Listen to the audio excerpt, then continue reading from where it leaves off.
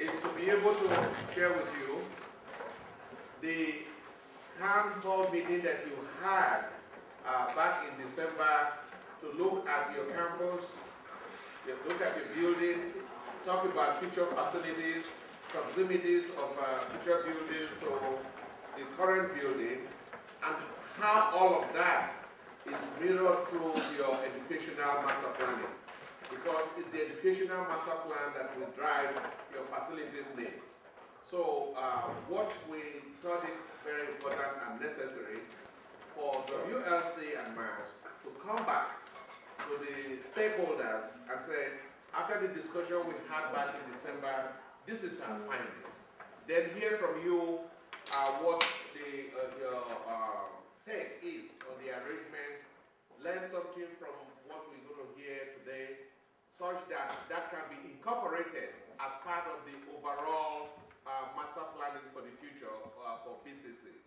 So that is what we want to achieve, and you'll be able to have opportunity to ask questions, see some of the data that they have calculated in terms of square footage area that is required by the State Chancellor's Office. So that is what we're going to be doing. So we're going to begin the process by bringing in Mars to be able to talk about the integration of the educational master plan with facilities. So thank you very much. Thank you. Thank you so much.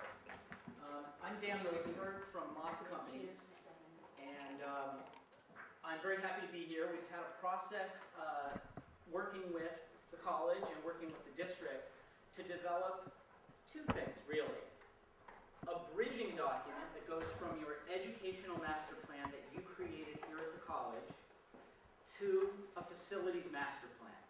And what I'm going to do is walk you through some of that process right now, and WLC will then talk about the fun part, the pretty pictures, you know, of where the college is going in the future.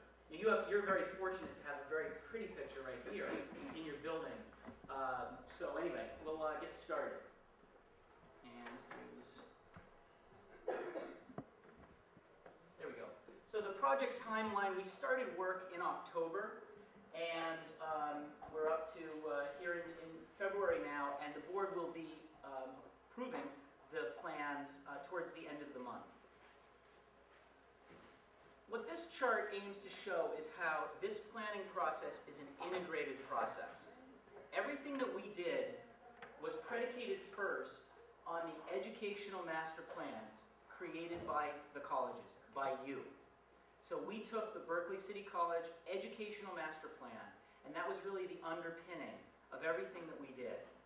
We also used other documents. You had a study done by the McIntyre Group, which did an environmental scan. We utilized that data. We utilized other strategic planning documents, unit plans, all the work that you all have been doing for months and even years. The bridging document, which we at Moss Companies created, bridges from your educational master plan to the facilities master plan, which is created by WLC. Our philosophy through the whole process is that it is the program of instruction and support services that drives and determines the need for space. It's why we're all here, to make sure that we deliver an excellent program of instruction and support services in facilities that work both for the students and for the faculty and staff.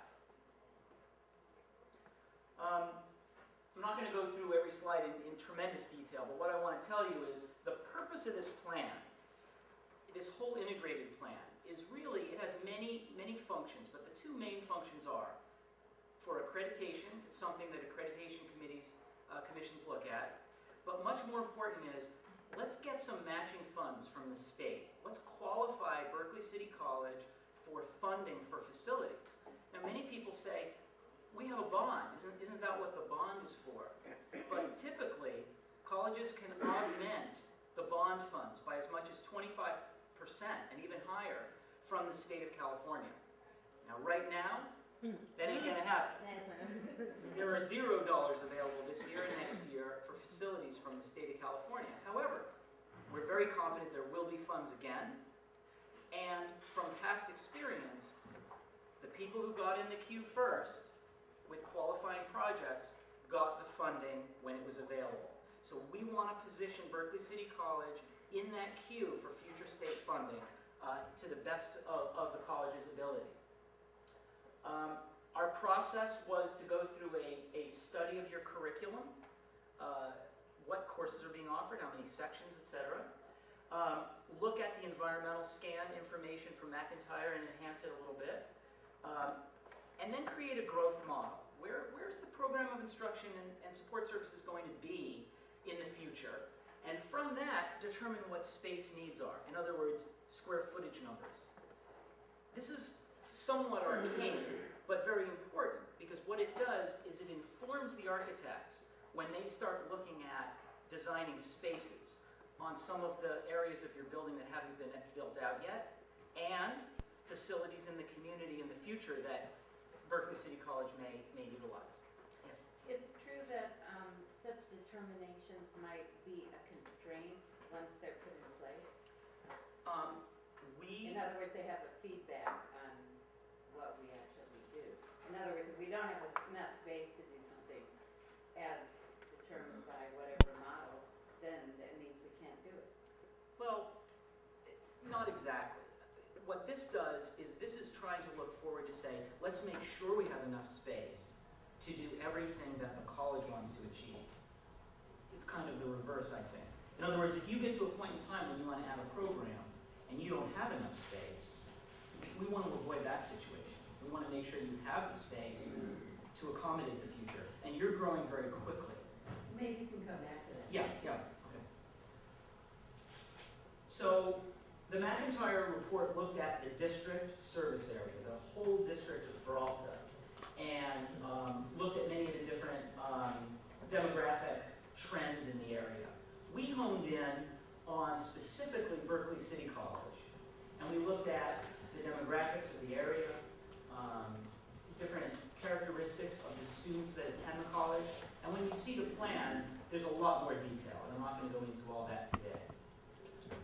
From that information, we validated and felt that the growth projection in the McIntyre report was quite accurate to the best of all the expertise that we have, all the expertise of the people that we spoke to.